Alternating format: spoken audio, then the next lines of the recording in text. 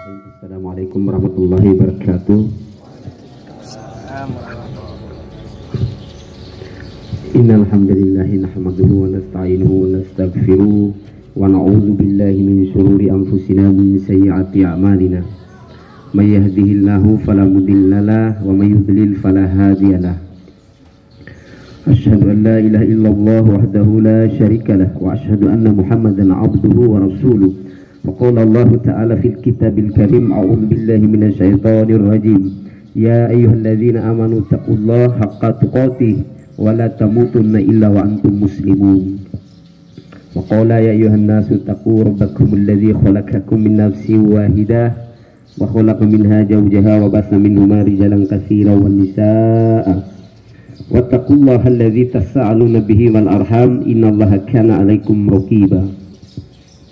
Ya ayyuhalladzina amanu taqullaha wa qulu qawlan sadida yuslih lakum a'malakum wa yaghfir lakum dzunubakum wa may yuti'illaha wa rasulahu faqad faza fawzan 'azima. Amma ba'd, fa inna asdaqal hadithi kitabullah wa khairul huda huda Muhammadin sallallahu alaihi wasallam. Syarrul umur muhdatsatuha wa kullu muhdatsatin bid'ah wa kullu bid'atin dhalalah wa kullu dhalalatin finnar. Allahumma salli ala Muhammad wa ala alihi wa sahbihi wa sallim wa man tabi'ahum bi ihsani ila yaumiddin. Rabbi israh li sadri wa yassir li amri wahlul 'uqdatam min lisani yafqahu qawli. La haula wala quwwata illa billah. Hadirin yang insyaallah dirahmati Allah, marilah kita di pagi hari yang cerah ini memuji Allah Subhanahu wa Ta'ala atas segala limpahan rahmat dan nikmatnya serta karunia-Nya kepada kita semua, yang dengannya di pagi hari ini kita masih diberikan kekuatan, kesanggupan dan juga kemampuan oleh Allah Subhanahu wa Ta'ala untuk berada di tempat ini yang walau keadaannya sangat sederhana, lepas bebas keadaannya, tetapi alhamdulillah sederhana secara fisik tapi substansi hakikatnya di hadapan Allah. Majelis ini adalah majelis yang paling mulia, majelis yang senantiasa dibangga-banggakan oleh Allah di seluruh di hadapan malaikatnya. Manusia majelis yang dimana orang yang berada di dalamnya akan senantiasa didoakan oleh seluruh makhluk Allah. Semut yang ada di lubangnya, burung yang ada di atas udara, ikan yang ada di laut, mereka senantiasa mendoakan kita, orang yang berada di majelis ilmu. Inilah majelis yang paling mulia di hadapan Allah. Jadi perkara ilmu ini perkara yang sangat penting sekali di dalam kehidupan umat Islam. Kemudian salawat dan salam kita sampaikan kepada junjungan kita Nabiullah Muhammadin sallallahu alaihi wasallam, Nabi yang telah mengajarkan kita tentang banyak kebaikan, Nabi yang telah mengajarkan kita tentang kebenaran. Beliau adalah manusia istimewa yang dipilih oleh Allah sebagai figur sentral, teladan bagi seluruh manusia. Beliau telah mengajarkan dari hal yang paling kecil sampai pada hal yang paling besar, dari cara menggosok gigi sampai pada cara mengatur negara, sampai cara membangun sebuah peradaban. Jadi inilah manusia istimewa yang memang harus kita jadikan sebagai figur tokoh teladan bagi kita semuanya sebagai umat Islam. Saya mengawalinya dengan ingin menyampaikan bahwa saya di sini baru pertama kali datang. Saya kan memang tidak ngajar di kampus kota, saya adanya di kampus kabupaten sana. Beberapa hari lalu diajak dan ditunjuk oleh Humas ya untuk nimbrung, untuk bersama berada di sini. Saya tidak berani menyebutnya untuk menyampaikan ceramah atau tausiah, tapi ini sekedar untuk saling mengingatkan aja ya. Tidak ada beda antara kita. Kita hanya beda semalam. Tadi malam saya belajar materinya, pagi ini saya ajarkan atau sampaikan, dan pada saat yang sama kita sama-sama tahu Jadi sebagai manusia kita sama sebenarnya di hadapan Allah. Yang membedakan adalah tingkat ketakwaan kita. Ya, karena ini kultum saya minta sedikit agak lebih lama, mungkin nanti kalau nanti nyerempet kemana-mana. ya mohon maaf. Saya sengaja memilih tema pembicaraan pada pagi hari ini tentang peradaban. Jadi ini sebagai respon positif atas ide, gagasan dan inisiatif Pak Dr. Ibnu menjadikan kampus kita ini sebagai kampus peradaban. Karena di mana krisis hari ini adalah krisis memang krisis peradaban. Karena yang menguasai dunia saat ini adalah peradaban barat. Peradaban yang berhasil dibangun dari hasil memisahkan agama dengan seluruh aspek dan dimensi kehidupan manusia, dengan panglima utamanya adalah materialisme. Jadi kita bisa melihat bagaimana Karl Marx mencoba memandang dimensi atau aspek kemanusiaan itu, bahwa manusia itu melakukan sesuatu itu didorong karena perutnya, karena materi. Jadi ada 3 mazhab besar dalam psikologi itu. Pertama mazhab Marx, jadi memandang bahwa materialisme itulah yang kemudian menjadi dorongan manusia untuk melakukan sesuatu, termasuk Anda yang ada di sini ini, karena niat, karena pikiran, tujuan era kekerawi, mau dapat pekerjaan, mau dapat uang, mau hidup yang mapan, dengan didorong oleh keinginan material tadilah Anda berada di sini ini. Kemudian juga ada mazhab Freudia kalau istilah saya. Jadi Sigmund Freud, tokoh psikologi, memandang bahwa manusia itu perilakunya itu didorong oleh libido, seksualitas. Tapi semua teori ini dibantah oleh Al-Ghazali dalam kitab Ihya Ulumuddinnya, bahwa manusia itu didorong oleh nafsunya. Ada nafsu lawamah, nafsu mutmainah dan seterusnya. Jadi tinggal kita pilih kita mau di madhab yang mana. Itu bisa bedakan. Tapi kalau peradaban barat, peradaban yang berbasis pada materialisme, ya tentu kita melihat implikasinya bagaimana hari ini terjadi kekacauan nilai. Ya. Jadi pendidikan yang menjadi unsur terpenting membangun peradaban yang menghasilkan ilmu. Jadi kalau saya selalu menyebutnya bahwa hari ini materialisme ilmiah telah berhasil membangun sains positivistik ateistik. Ya. Jadi mohon maaf ya, ketika terjadi banjir misalnya, apa solusinya? Ya ini kan akibatnya hutan gundul, kemudian sungai dangkal, terjadi buang sampah sembarangan, jadi harus ada nanam-nanam pohon segala macam. Di solusinya pada hal-hal yang sifatnya empiris saja. Jadi begitu positivistik penyelesaian masalahnya. Kalau peradaban barat, karena peradabannya yang berhasil dibangun dari sains positivistik tadi, dari ilmu yang sifatnya empiris.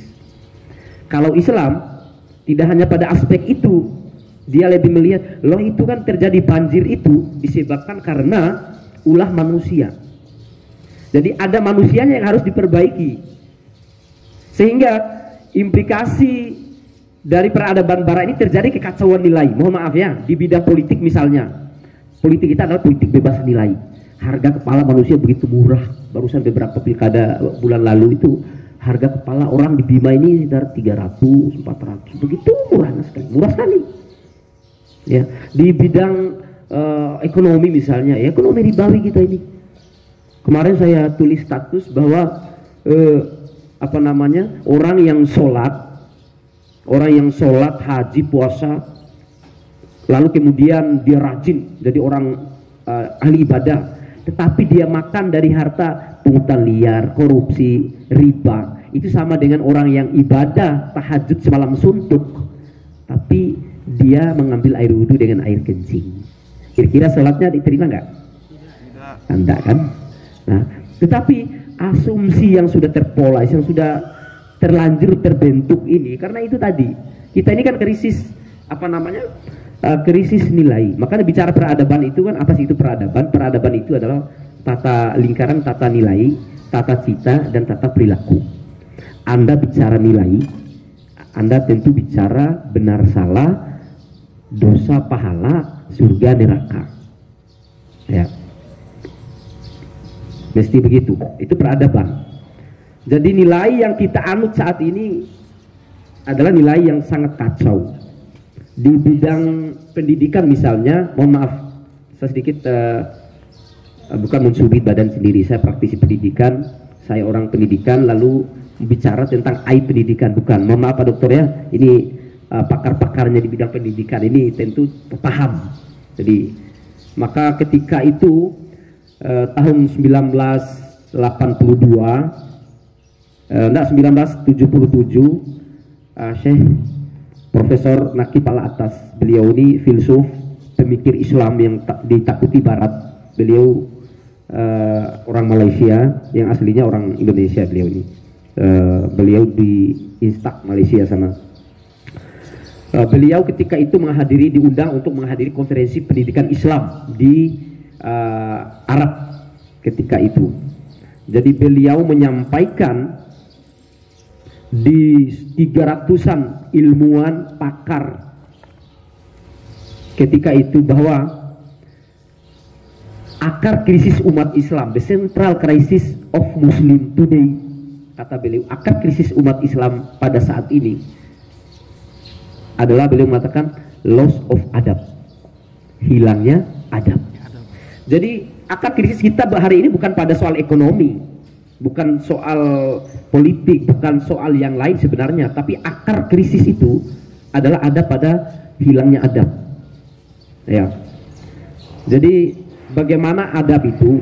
Adab itu sebenarnya sederhana, konsepnya adalah bagaimana menempatkan sesuatu pada tempatnya.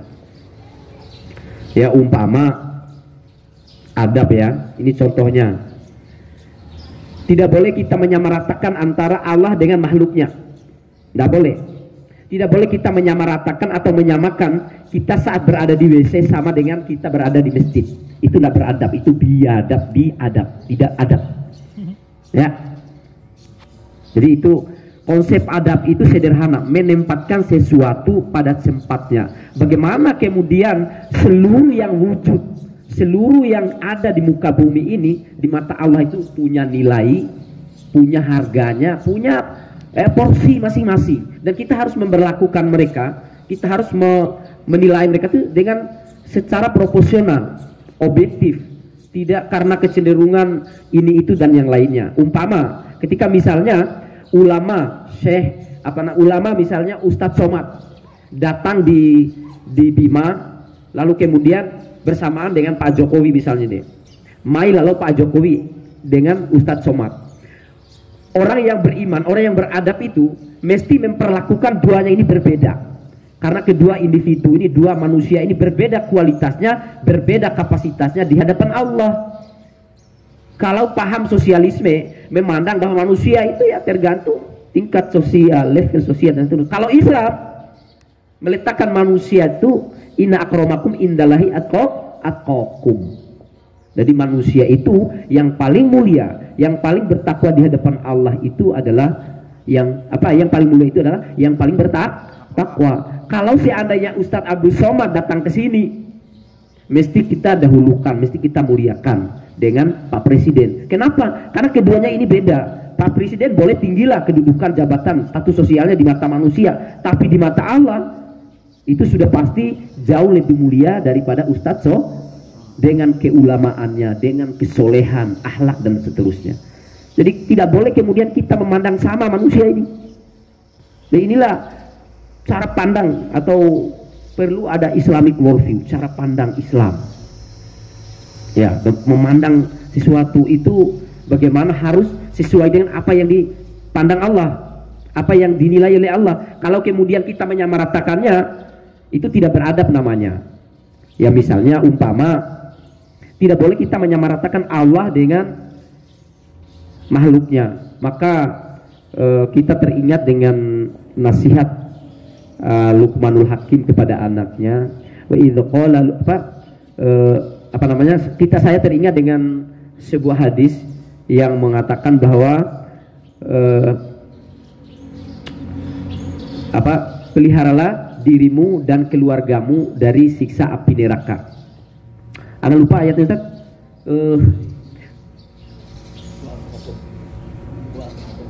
Ku anfusikum wa ahlikum naro wa quduhan nas wal hijaro. Lupa ya, mohon maaf.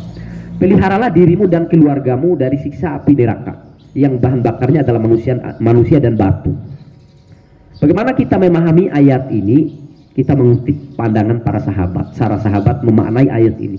Ternyata cara menjaga diri dan keluarga dari siksa api neraka itu adibuhum wa alimuhum.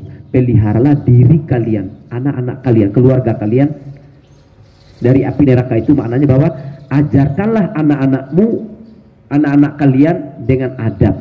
Kemudian ajarkan anak-anakmu, keluargamu, dirimu dengan ilmu. Ya. Ini baru kemudian bisa kita selamat dari siksa api neraka yang bahan bakarnya manusia dan batu.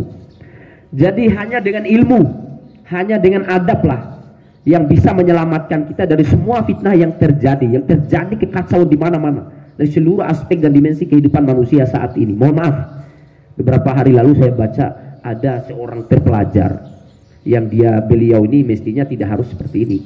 Seorang anggota DPR memperkosa anak kandung sendiri. Baru beberapa hari lalu di rumah sakit Tobu ada pasien corona yang mesum di rumah sakit. Waduh, ini biadab, ini tidak beradab, tidak menempatkan sesuatu pada tempatnya. Kemarin saya baca di jurnal nasional hasil penelitian di sana, ternyata walaupun ini data lama tahun 2008, ternyata remaja saat ini ada 65% yang mengaku tidak perawan lagi. Ini tidak beradab ya, menempatkan sesuatu pada tempatnya, ini tidak. Mestinya baru bisa merasakan hal ini, mestinya sudah menikah dulu. Itu baru tepatnya. Ini tidak beradab nih Pak Dokter, ini hati-hati nih. Nah, jadi tidak beradab itu ya, tidak menempatkan sesuatu pada tempatnya. Maka penting itu adab. Saking pentingnya adab, kata Imam Syafi'i, aku mencari adab itu sama seperti aku mencari anak kandungku satu-satunya yang hilang. Coba dibayangkan adik-adik mahasiswa ya, seandainya adik-adik mahasiswa yang laki ataupun yang perempuan ini sedang menggoreng tempe, lalu datang orang, Mbak, Bu, anakmu diculik orang, telah hilang. Oh, ntar dulu Pak, saya tanggung, ini saya goreng dulu tempe. Apa begitu sikap kita? Tentu tidak. Begitulah gambaran pentingnya mencari adab itu, kata Imam Syafi'i. Itu sama dengan seperti aku mencari anak kandungku satu-satu yang hilang. Kalau kita merujuk pada sejarah peradaban ilmu para ulama kita terdahulu, mereka selalu mendahulukan adab. Imam Syafi'i mencari adab itu selama 30 tahun. Baru kemudian selama 20 tahun mencari adab, mencari ilmu. Ya, kemudian imam yang lain ada yang mencari ilmu itu selama 20 tahun, kemudian baru mencari ilmu. Rata-rata dari mereka itu mendahulukan adab. Karena memang adablah yang kemudian menjadi kurikulum, menjadi pendidikan yang terbukti hasilnya. Sampai para sahabat Nabi disebut kuntum khairu umat, itu kalian adalah umat terbaik. Ternyata tidak saja mereka ini melaksanakan amar ma'ruf nahi mungkar, tetapi mereka ini dididik oleh Nabi dengan konsep pendidikan adab. Kata Nabi, aku dididik adabani robbi fa ahsana ta'dibi. Aku telah dididik oleh Robku dengan konsep pendidikan sebaik-baik pendidikan. Makanya apa masalahnya dengan, coba kita benturkan konsep pendidikan kita dengan konsep pendidikan barat saat ini. Dan kita sudah kadang-kadang sudah berhasil dilakukan infiltrasi nilai-nilai di dalam pendidikan kita. Mohon maaf ya, karena kita beda epistemologi di dalam ilmu. Barat dengan Islam itu beda. Kalau barat itu menjadikan ilmu itu hanya yang bersumber pada akal, dan penginderaan. Kalau Islam menjadikan sumber ilmu itu pertama itu adalah khobar sodik, yakni wahyu, ya, wahyu. Kemudian akal misalnya hasil penelitian itu sifatnya empirisme positivistik, ya. Kemudian indera, jadi kita tahu gula itu manis ya karena indera kita bisa merasa, ya. Kita tahu nasi padang itu enak karena indera kita bisa merasa, ya. Tapi kebenaran kita saat ini jujur ya telah direlatifkan oleh ilmu-ilmu atau nilai-nilai barat tadi itu direlatifkan. Dengan begitu juga kita bisa merasakan implikasinya. Beberapa waktu lalu banyak sekali umat Islam yang mengucapkan selamat hari Natal. Saya pernah diskusi dengan teman-teman di Facebook, apa urgensinya, apa pentingnya antum mau ucapkan selamat Natal kepada orang Kristen? Saya bilang, ente ini tidak toleran, ente ini tidak nasionalis katanya. Kita ini bukan hidup di negara agama, kita ini hidup di negara Pancasila katanya. Lalu kamu agama apa? Saya bilang, kamu agama apa? Agama Islam. Nabi kamu siapa? Nabi Muhammad katanya. Dan Nabi dulu hidup bersama orang-orang kafir. Iya benar. Bahkan masih ada saudara dan masih ada keluarganya yang masih kafir kan. Tapi selama hidup Nabi tidak pernah mengucapkan selamat hari Natal ya Natal ya pamannya Abu Thalib misalnya gitu. Tidak ada. Terlalu lebay ya kalau istilah sekarang. Terlalu percaya diri amat kalian ini, saya bilang. Kamu itu orang-orang kafir, orang Kristen itu akan jadi apa kalau kamu tidak mengucapkan selamat hari Natal? Mereka tetap diakui sebagai warga negara, mereka tetap diakui sebagai orang Indonesia, tapi kamu yang mengucapkan selamat hari Natal itu akidahmu batal, imanmu batal, sholatmu tidak diterima. Iya, karena bahaya itu. Kenapa? Kapan kita mengucapkan selamat hari Natal sama dengan mengakui bahwa Isa itu adalah anak Allah. Padahal di dalam Islam itu lam yalid, lam yulad, lam yakul lahu kufuwan ahad. Allah tidak beranak dan tidak pula diperanak. Jadi bagaimana kita ini beradab harus menempatkan Allah itu sebagaimana mestinya. Tidak boleh kemudian kita menyamakan Allah dengan makhluknya. Jadi makna dari adab kepada Allah itu adalah mentauhidkan Allah. Ya, jadi mentauhidkan Allah. Adab kepada guru umpama banyak sekali. Mohon maaf ya. Sekali lagi mohon maaf pada praktisi pendidikan, guru, dosen. Saya bukan mencubit badan saya sendiri.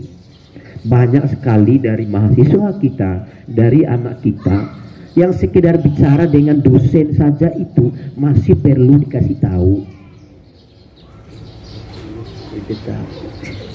Saja, saya tipuan gitu deh ya. Pengen waktu beli Pak Dokter. Tipunya nih 1 jam spesial for. Ya 1 kali Pak ya. Jadi karena apa? Saya sebenarnya mau nyerempet ke adab murid kepada guru, adab guru kepada murid. Adab siswa adab anak kepada orang tua dan seterusnya. Karena kita harus bicara adab, ya. Karena peradaban itu bicara tentang nilai. Bicara memperlakukan sesuatu itu harus sesuai pada porsinya, pada nilainya.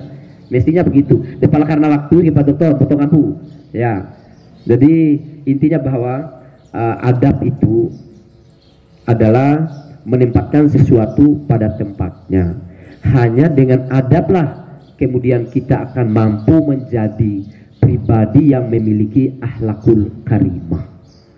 Ya, hanya dengan mengetahui adablah kita akan menjadi pribadi yang mapan ideal di dalam berakhlak, insya Allah. Tapi tentu juga jangan abaikan ilmu. Ilmu ini menjadi prasyarat untuk semua diterimanya amal ibadah. Karena tidak boleh kemudian kita beramal tanpa ilmu. Amal harus sesuai dengan ilmu, ilmu harus sesuai dengan amal. Ya, motong lampu Pak Dokter, lain harus sebenarnya botol di dedemi daerah saya ke.